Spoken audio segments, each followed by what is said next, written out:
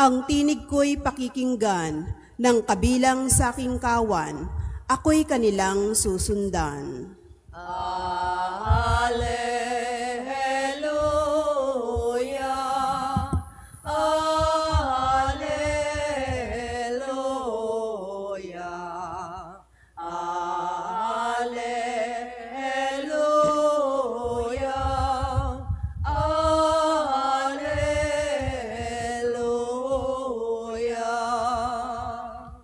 Sumainyo ang Panginoon. At sumaiyo rin. Ang mabuting balita ng Panginoon ayon kay San Juan. Papuri sa iyo, Panginoon.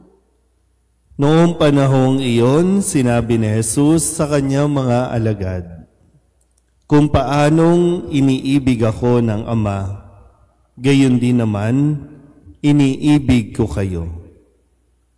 Manatili kayo sa aking pag-ibig. Kung tinutupad ninyo ang aking mga utos, mananatili kayo sa aking pag-ibig. Tulad ko, tinutupad ko ang mga utos ng aking Ama at ako'y nananatili sa kanyang pag-ibig. Sinasabi ko sa inyo ang mga bagay na ito upang makahati kayo sa kagalakan ko at malubos ang inyong kagalakan." Ang mabuting balita ng Panginoon. Pinupuri ka namin, Panginoong Hesukristo. Isang magandang umaga po sa inyong lahat. Ngayon po ay Huwebes, sa ika-5 linggo ng Pasko ng Pagkabuhay. Kahapon, gumamit si Jesus ng isang halimbawa na upang paliwanag niya ang kahalagahan ng ating pong pananatili na tayo ay connected sa ating Panginoon. Sabi niya, siya ang puno ng ubas at tayo ang mga sanga. Ang nananatiling na nakakabit sa puno ay magbubunga. Ngayon naman, ang sinasabi sa atin ni Jesus, manatili kayo sa aking pag-ibig. Manatili sa pag-ibig. At yung pag-ibig ay binigay na rin niya yung halimbawa na kung paano siyang iniibig ng Ama, yung pattern, yung sinusundan niya. Kung paanong nagmamahal ang Ama, ito ang pagmamahal na ibinibigay ng anak. At itong anak na ito ang nagsasabi naman sa mga alagad na manatili kayo sa aking pag-ibig. At ang nananatili sa kanyang pag-ibig ay tumutupad ng kanyang mga utos. So, yung kahalagahan po na bawat araw ay pinipili natin na umibig. Pinipili natin na magmahal. Bakit tayo magmamahal? Dahil gusto nating sundin ang utos ni Jesus. Kung babalikan din natin ulit, yung mga tagpo, na bago pa mangyari ang lahat ng pagpapakasakin, lalo na po nung yung kwento na matapos silang kumain nung huling hapunan, umalis na si Judas. At pagkaalis ni Judas, ano ang sabi ni Jesus? Mag-ibigan kayo. Ito ang aking bagong utos, mag-ibigan kayo. So ngayon, sinasabi ulit ito sa atin ni Jesus bilang isang habilin, bilang isang nakaranas at alam niya bakit siya nananatili na umiibig. Muli, pinapatunayan ni Jesus ang kanyang pag-ibig sa pamamagitan ng pagsunod sa kagustuhan ng kanyang Ama. Nakuha po ba? Inuulit-ulit ko lang din, para mas mabigyan natin ng pansin. Ano ba ang magagawa ng pag-ibig sa isang tao? Ano ang napapala o mapapala natin kung bakit inuulit-ulit ni Jesus itong panawagan niya na manatili tayo sa kanyang pag-ibig?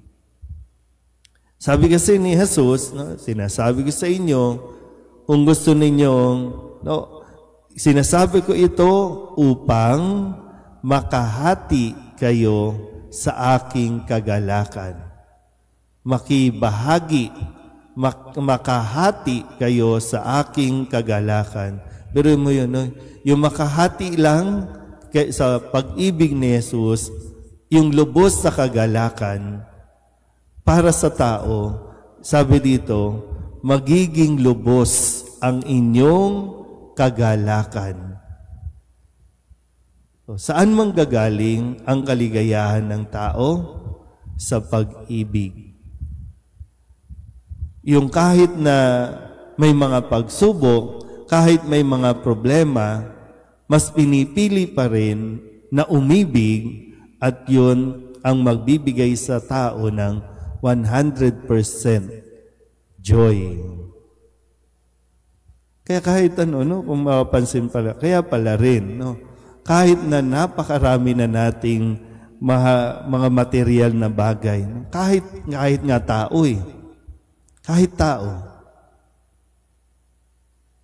hindi ito magbibigay sa atin ng 100% joy. Kundi yung sa kabila ng mahirap magmahal, mas pinili natin magmahal, yun at doon tayo makakaranas ng kagalakan. Hindi lang basta saya kundi kagalakan. At makikita din naman yan sa atin. No? Yung kahit marami ka ng pera, bakit hindi ka masaya? Sa mga napapanood natin sa social media, mga tao, sa TV, kahit halos nasa kanila na ang lahat, kinaiinggitan na nga ng lahat. Pero bakit hindi nila makuha-kuhang maging masaya? Although tayo, halimbawa tayo sa kalagayan natin, ang inaakala natin, para maging masaya, kailangan maraming pera. Yung para sa atin, no? Kasi, siyempre, wala rin tayo Pero yun nga yung inaakala natin, na ang magpapasaya sa atin ay maraming pera. Napansin niyo po minsan, di ba sa mga bahay, sa tahanan, di ba kapag walang pera ang magulang, maingay. At doon din nagsisimula. Di ba? Kaya lang, hindi pa kasi natin alam, hindi pa natin na-realize na hindi pera, hindi material na bagay, hindi rin tao. Kasi kala natin, di ba, maraming tao na papalit-palit ng relasyon. Minsan nga may asawa na, susubok pa ng iba, kasi inaakala natin na ito yung makapagpapasaya sa atin. Pero sa sinasabi ni Kristo, ang makapagdudulot sa atin ng kaligayahan ay yung tayo ay nagmamahal.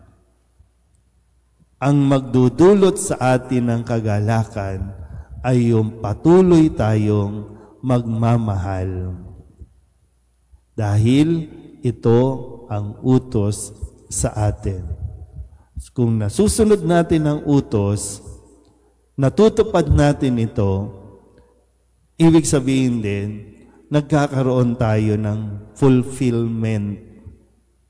Di ba? Yung fulfillment, natutupad na natin nagagawa natin. At yun isa yung sa hinahanap ng tao. Magkaroon siya ng sense of fulfillment. Yun nga lang talaga, no? Kasi wala sa hinagap natin, sa isipan natin na pag-ibig pala ang makapagpapasaya sa atin. Hindi pera, hindi ang relasyon. Kasi may mga relasyong nagdudulot ng problema. Dahil inaakala lang natin na ito ay pag-ibig. Pero marami tayong sinusuway, di ba? May sinuway tayo. Minsan, kala natin, kaligayahan ko naman. Pero mayroon tayong pinalulungkot naman. Sasabihin natin, kalayaan natin, no? Pero mayroon tayong mga ikinukulong sa kalungkutan. So kahit kailan, tandaan po natin, no? Sana ma-realize natin kahit kailan, hindi tayo magiging masaya hanggat hindi natin natututunan ang magmahal ng ayon sa ipinakita at itinuturo ni Jesus. Amen?